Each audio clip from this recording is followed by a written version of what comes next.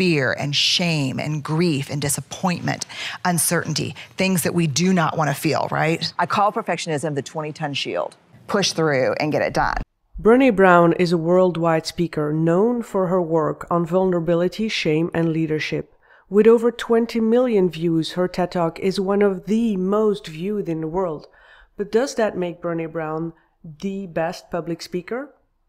I've watched countless of videos of her speaking in public, from her TED Talk in 2010 to more recent public engagements. Today's video is about Brene's best and worst speaking skills, but also how she improved certain speaking mistakes over the years. If you're new here, my name is Rachel Smets, and sure, I've done 2 TED Talks myself, but studying these great genius speakers, I still learn a lot myself. Let's start with the beginning. How do you start a speech? Great speakers will never start with, "Hi, thank you, my name is." No, let's take a look at how Brene Brown is doing this so well. Christmas Eve. Beautiful night, light snowfall. Young family of 4 in the car on the way to Grandma's house for dinner. She starts with a story that hooks the audience right away. Here are 2 more examples. This past weekend, a really good friend of mine who lives in New York called and said, "How are you feeling about the 99 conference?" And my answer was, "What do you think is the least invasive way to extract eyeball juice from a first grader?" Peace be with you.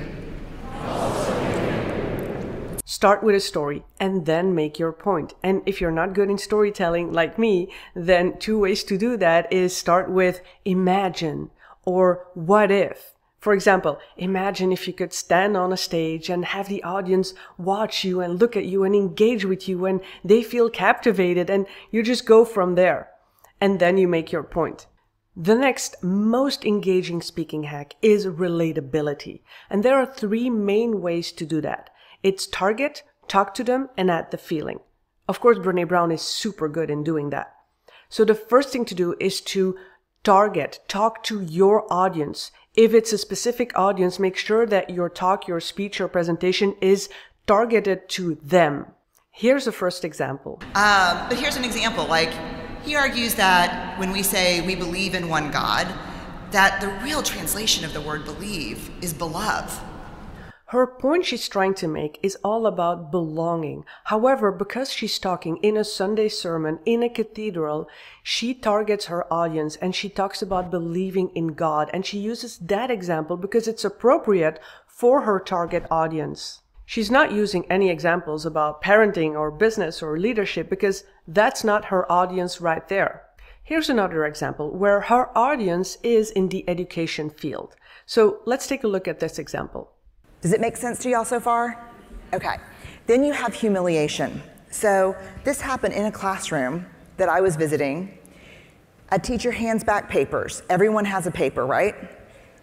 One more example is where she's being interviewed by Marie Forleo. She's the founder of B School and all of her content is for entrepreneurs. This interview, she's talking about her book. Brene uses specific examples for the audience of entrepreneurs. Studying this for 10 years and you walk into these conversations still feeling really nervous. Oh my God. Oh, completely vulnerable. In fact, when I taped that Facebook Live on Charlottesville, my voice was shaking for the first 10 minutes of it. Like I didn't know if I was going to be able to make it all the way through. She uses examples about her doing a Facebook Live, about comments, about critiques, things that entrepreneurs and online business owners encounter and are useful to them. Talking to your specific audience makes them connect, engage, and relate.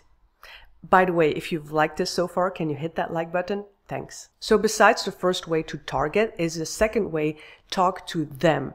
Ask them questions, really talk to them. And you don't always have to expect an answer, but you talk to them and you address them. Here's an example. Does it make sense to y'all so far?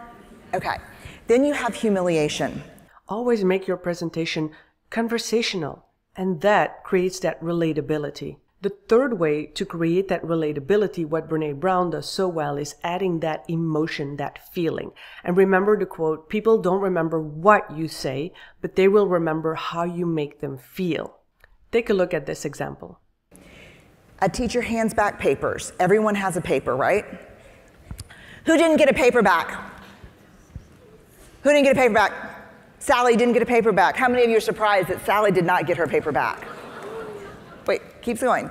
Sally, how many times have I asked you to put your name on your paper? Let me write it for you. S-T-U-P-I-D. She's giving this example of the classroom, and you're right there. She creates this feeling, and her whole point is about guilt and shame.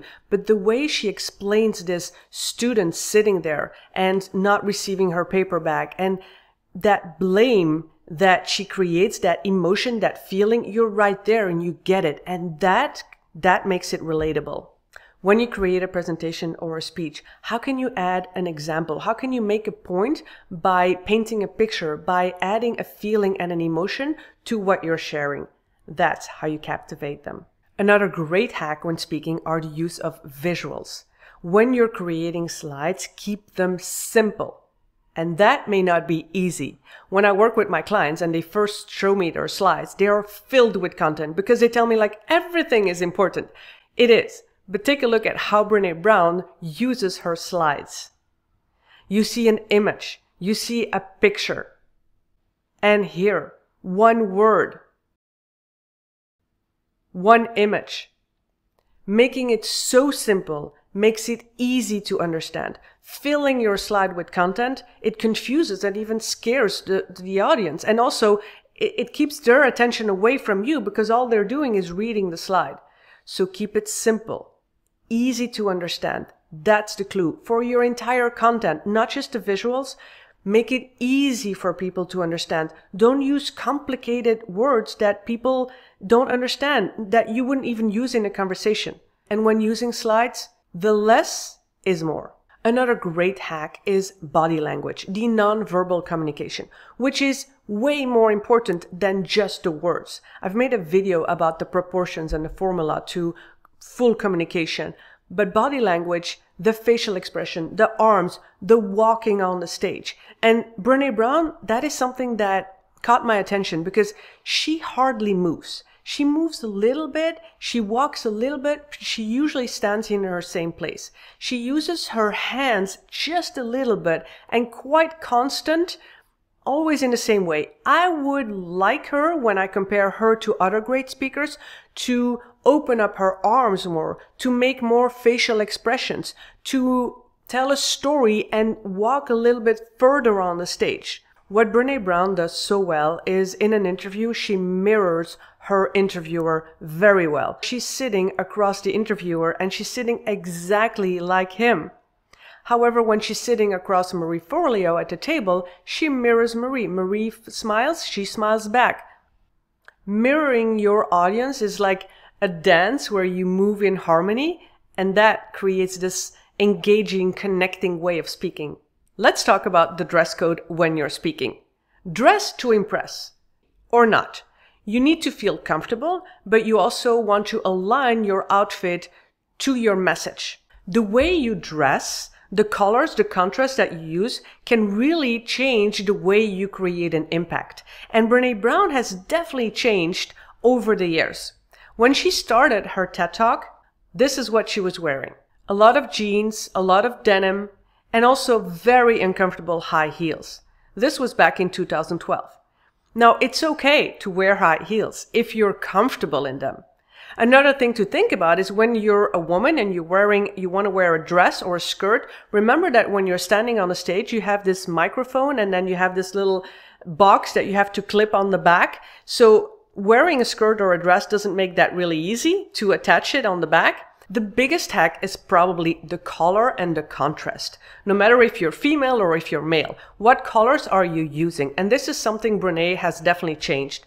When you see her at first, she's wearing very dark with a dark background. That doesn't give any contrast. Now, luckily, she's blonde, so that creates this little bit of contrast. However, dark within dark, you don't really stand out. You don't really pop out. You do stand out better if you have some color, which is why in my big talks, I wear orange or red or green because it stands out more. Now, these are the most recent years of Brene Brown where she did add more color on her shirts. However, in the beginning, here's an example of how she's wearing a beautiful colorful shirt. However, the background It blends in because it doesn't contrast. Or here in a show with Ellen where she's wearing a beautiful shirt again, colorful, but it's the same blue as the background, so it doesn't really pop out.